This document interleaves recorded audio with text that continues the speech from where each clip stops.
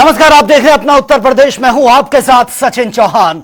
उत्तर प्रदेश में उपचुनाव को लेकर स्टेट ब्यूरो प्रमुख अनिल के अंकुर ने जेडीयू के यूपी प्रदेश अध्यक्ष अनूप सिंह पटेल से खास बातचीत की है। क्या कुछ इस बातचीत में रहा, एक बार ये बातचीत देख लेते हैं।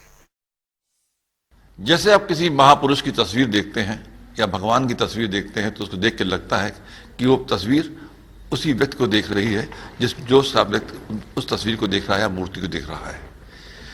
हम उस पार्टी की बात करने जा रहे हैं जिनके राष्ट्रीय अध्यक्ष को देख करके जितने भी अन्य सहयोगी दल होते हैं उनको लगता है कि उन्हीं के साथ हैं, उनको इस आशीर्वाद देने वाले हैं। यानी कि यूनाइटेड जनता दल के राष्ट्रीय अध्यक्ष नीतीश कुमार आज उनकी पार्टी के जो प्रदेश अध्यक्ष है उत्तर प्रदेश के अनूप सिंह पटेल जी हमारे साथ मौजूद हैं। अनूप सिंह पटेल जी, उत्तर प्रदेश में विधानसभा के उपचुनाव का आगाज हो चुका है, क्या लगता है आपको क्या होने का?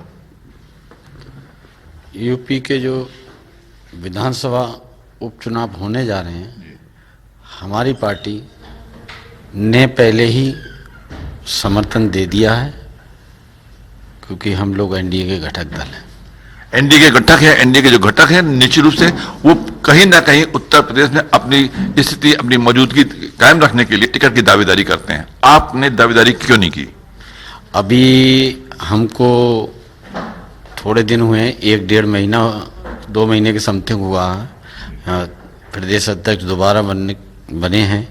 तो हमारा अभी जो टारगेट है वो संगठन पे है, संगठन पे ही हम अब काम कर रहे हैं, इसीलिए हमने कोई दावेदारी अभी पेश नहीं की। लेकिन भारतीय जनता पार्टी बिहार में बहुत लंबे संख्या की टिकट मांग रही है, जैसा कि आपने देखा।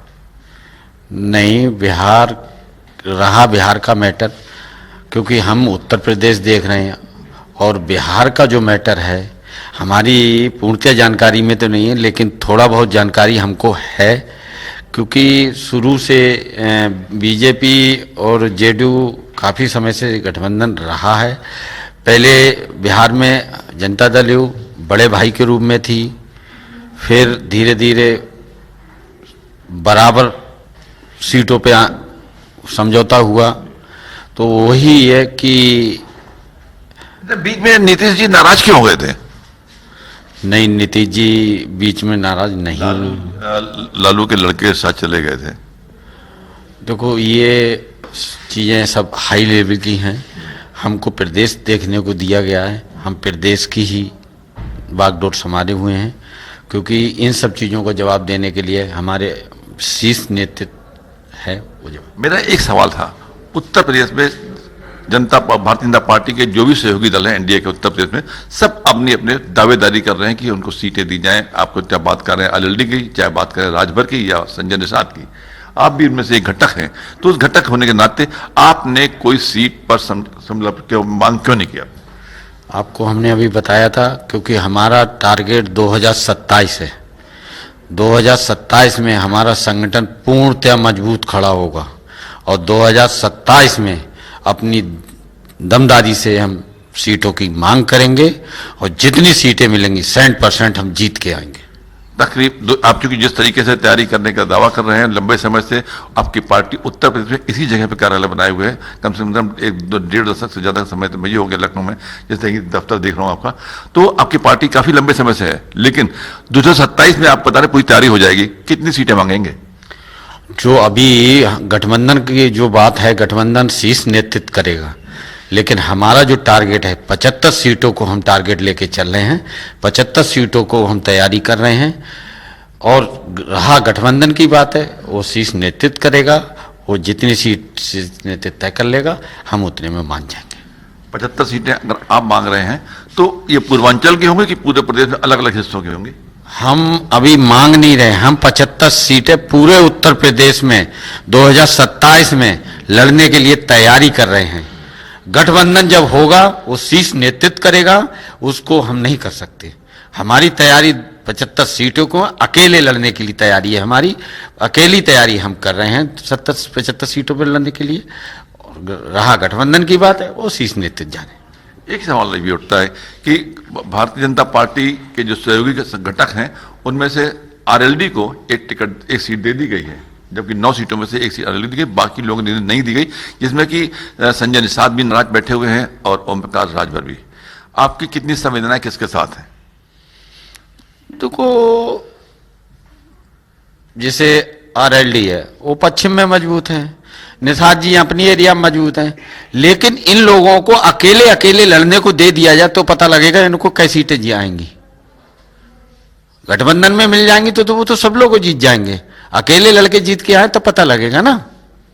संजय निषाद जी और राजभर में अकेले जीत के दमखम नहीं है। हाँ, अकेले लड़के आए ना, तब पता लगा कितनी ताकत है। ये तो आपने बड़ी बात कही है कि संजय निषाद और राजभर में इतना दम नहीं है, जो कि इनके सहयोगी संगठन है, लेकिन अकेले जीत पाए। भारतीय जनता पार्टी के बगैर वो नहीं जीत सकते, ऐसा आपका दावा है। तो आपको क्या लगता है कि आरएलडी अकेले चुनाव जीत सकती है, नहीं जीत सकती? हमने अभी कहा तो आपसे कि अकेले लड़के आए तो पता लगेगा कौन कितने ताकतवर हैं।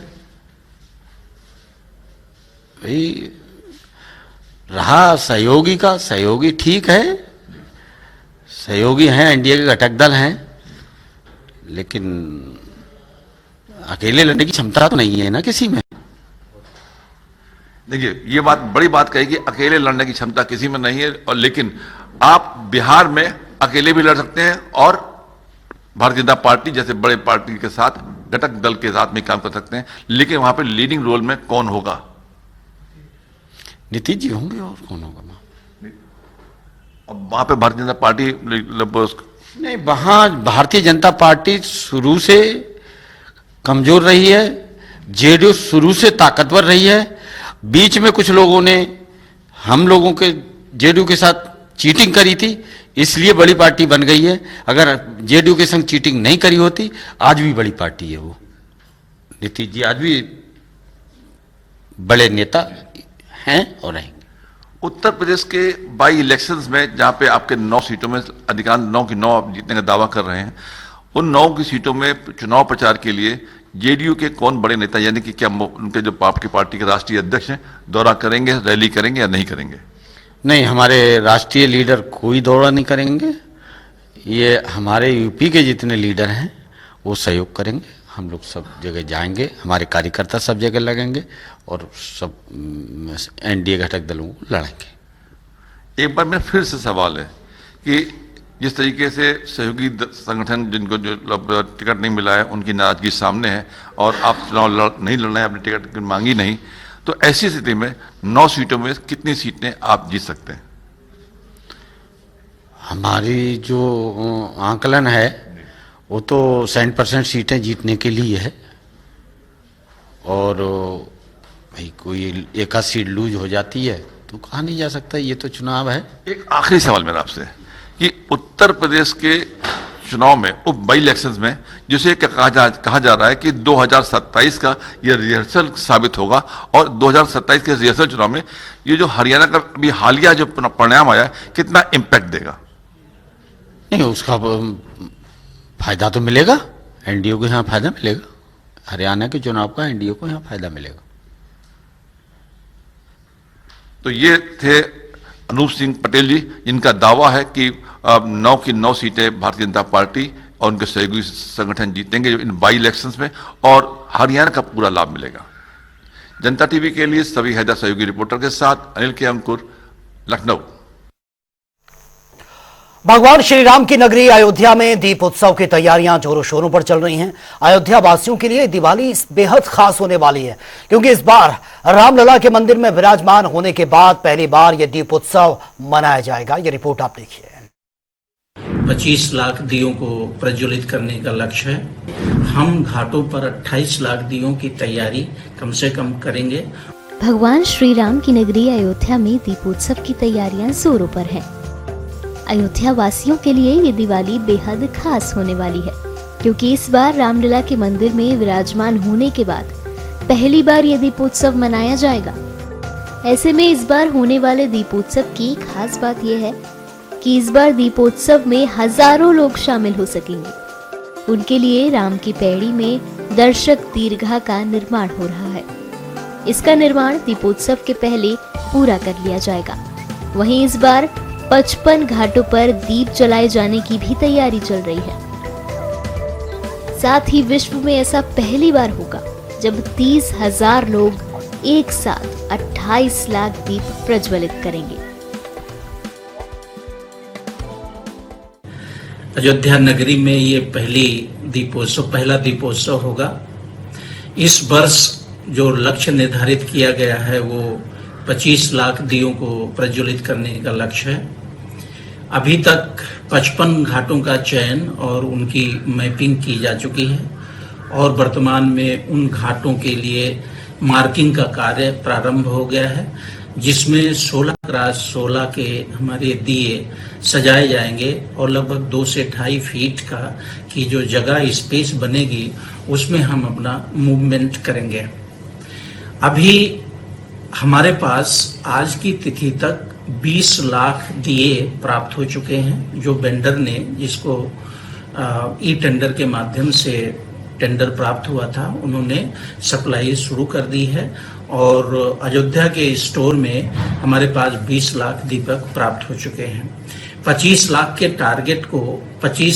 टारगेट को पूरा करने के लिए अब की 4 स्थानों का चयन निश्चित किया गया है, जिसमें 3 स्थान तो कॉमन है जो हर वर्ष रहते हैं, गत वर्ष भी थे, लेकिन एक स्थान नया है।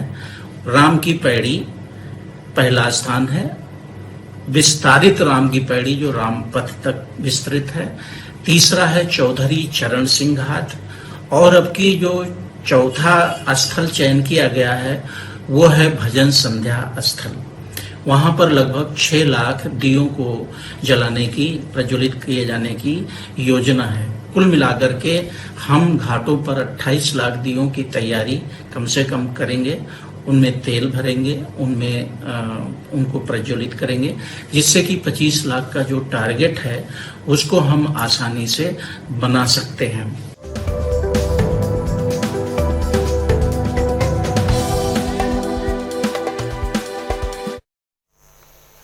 और आज जहां पूरे देश में करवा चौथ का त्यौहार बहुत ही हर्षोल्लास के साथ मनाया जा रहा है, तो वहीं कानपुर देहात जिला कारागार में महिला और दंपति बंदियों ने जेल में ही करवा चौथ का व्रत रखा। आपको बता दें कि 35 महिला बंदियों ने करवा चौथ का व्रत रखा है। साथ ही पति की दीर्घायु के लिए महिलाओं ने व्रत रखा और चांद को देखकर अपने पति की पूजा भी की है और अपने हाथों से पानी पिलाया। इस त्यौहार को मनाने के लिए जिला कारागार ने श्रृंगार और पूजा सामग्री भी उपलब्ध करवाई थी। जेल मैनुअल पुस्तक 688 में भी प्रावधानों के अंतर्गत आज दिनांक 20/10/2024 को कारागार में निवृत्त महिला बंदियों को पूर्ण हर्षोल्लास से करवा चौथ का व्रत मनाने के लिए कारागार में व्यवस्था की गई। आज की तारीख में 35 महिला बंदी ऐसी हैं जिन्होंने व्रत रखा है। इनमें से 22 महिला बंदी ऐसी हैं जिनके पति के जेल के अंदर निवृत्त हैं। इन महिला बंदियों की सायंकालीन के पतियों से मुलाकात करवाई जाएगी ताकि ये अपने पर्व को पारंपरिक तौर तरीके से मना सकें। जेल प्रशासन की ओर से इनकी पूजन की सामग्री उपलब्ध कराई गई है। साथ में विशेष भोजन जैसे पूरी सब्जी, हलवा तथा चूँकि करवा चौथ के व्रत में कढ़ी चावल का भी विशेष महत्व है, तो कढ़ी चावल भी उनको दिया गया। और प्रदेश में पराली जलाने को लेकर प्रशासन कई बार किसानों को जागरूक कर चुका है, लेकिन इसके बावजूद भी पराली जलाने की जो घटनाएं हैं वो रुकने का नाम नहीं ले रही हैं। इसको लेकर प्रशासन की कार्यशैली पर सवाल उठ रहे हैं। कई बार ग्राम प्रधानों की मीटिंग हुई, लेकिन यह सिलसिला अभी भी बरकरार है। मौसम विभाग के अनुसार इस बार धुंध के साथ जहरीली गैस फैलने की आशंका जताई है, जिसको लेकर केंद्र सरकार एवं उत्तर प्रदेश सरकार अलर्ट है और उत्तर प्रदेश सरकार ने लगातार जो है इस धुंध को रोकने के लिए ज़िले के सभी ज़िलों के अधिकारियों को निर्देश दिए हैं कि ग्रामीण क्षेत्र में पराली न जलाई जाए, जिसको लेकर प्रशासन ने प्रत्येक गांव में प्रधानों को बुलाकर एक बैठक करते हुए पराली जलाने से रोकने के लिए निर्देश दिए गए हैं। वहीं लोगों को प्रशासनिक अधिकारियों ने गांव-गांव जाकर जागरूकता की है, लेकिन किसान इस जागरूकता से बिल्कुल बेखौफ नज़र आते हुए खेतों में पराली जला रहा है, जिससे इस बार मौसम में जहरीली गैस एवं धुंध फैलने की आशंका जताई जा रही है। वहीं देखा गया है कि खेतों में लगातार, आप वीडियो के माध्यम से देख सकते हैं कि लगातार खेतों में पराली का जलाने का प्रक्रिया आज भी चालू है, जिस ओर प्रशासनिक अधिकारी एवं क्षेत्रीय लेखपाल व पुलिस का कतई ध्यान नहीं है, जिससे आने वाले समय पर जहरीली गैस एवं धुंध जो है अपना असर दिखा सकती है। जनता टीवी के लिए जेड खान की रिपोर्ट। चलिए खबरों में आगे बढ़ लेते हैं, बात कर लेते हैं तमाम खबरों की ताबड़तोड़ अंदाज में। अलीगढ़ में एएमयू में छात्र संघ चुनाव की मांग को लेकर छात्रों में नाराजगी, वीसी कार्यालय घेरकर जमकर की नारेबाजी। महोबा में निजी अस्पताल की लापरवाही से महिला मरीज की मौत, नाराज परिजनों ने जमकर काटा हंगामा। उन्नाव में दिन दहाड़े महिला से चेन स्नेचिंग का मामला, बाजार से घर लौटते समय यह घटना घटी है। मिर्जापुर में विदेशी नागरिक की टैक्सी में के हादसे का शिकार हो गई हैं, सूचना पर पहुंची है पुलिस, जांच पड़ताल में जुटी है। कुशीनगर में नगर पालिका ने की है बड़ी पहल, साधु संत सेवा योजना की शुरुआत। एटा में दुकानदार ने ग्राहक को जमकर पीटा, मारपीट का वीडियो सोशल मीडिया पर वायरल। मैनपुरी में पुलिस और एसओजी टीम को मिली है बड़ी सफलता, चोरी करने वाले 2 अभियुक्तों को पुलिस ने किया गिरफ्तार। लखनऊ में पुलिस कर्मियों को दिवाली से पहले मिला है प्रमोशन का तोहफा, 1781 हेड कांस्टेबल प्रमोट कर बनाए गए हैं सब इंस्पेक्टर। बुलंदशहर में कार ने ई रिक्शा में मारी है जबरदस्त टक्कर, ड्राइवर समेत 2 लोग घायल, अस्पताल में भर्ती। मथुरा में स्वयं सेवकों ने किया है सामूहिक योग प्रदर्शन, कार्यक्रम की अध्यक्षता विभाग संचालक ने की है। देवरिया में पुलिस ने एक लुटेरे को गिरफ्तार किया, नकदी लेकर 2 लुटेरे फरार, पुलिस तलाश में जुटी। ललितपुर में निजी एम्बुलेंस संचालकों की गुंडागर्दी सामने आई है, मारपीट का वीडियो सोशल मीडिया पर वायरल। देवरिया में पुलिस ने चेकिंग के दौरान शराब तस्कर को गिरफ्तार किया, भारी मात्रा में अवैध शराब भी बरामद। मेरठ में बस में छात्रों के 2 गुटों में जमकर मारपीट और फायरिंग का मामला, फायरिंग के दौरान 2 छात्रों को गोली लगी है। आगरा में पुलिस ने चलाया महाजनसंपर्क अभियान, महिलाओं को अधिकारियों के प्रति जागरूक किया गया। बरेली में मेहंदी प्रतियोगिता का आयोजन किया गया, राज्य प्रशिक्षक ने 4 लोगों को सम्मानित भी किया। उन्नाव में बाइक सवारों ने महिला से चेन स्नेचिंग की है, मामले की जांच में जुटी है पुलिस। फर्रुखाबाद में दबंगों का आतंक, गर्भवती महिला के साथ मारपीट, महिला गंभीर रूप से घायल। फर्रुखाबाद में खेलकूद प्रतियोगिता का समापन हुआ, विजेताओं को पुरस्कार दिया गया, कई लोगों ने खिलाड़ियों का हौसला भी बढ़ाया। कानपुर में नहर में तैरता मिला युवक का शव, नशे का लत का आदी था, मृतक की शिनाख्त हुई है।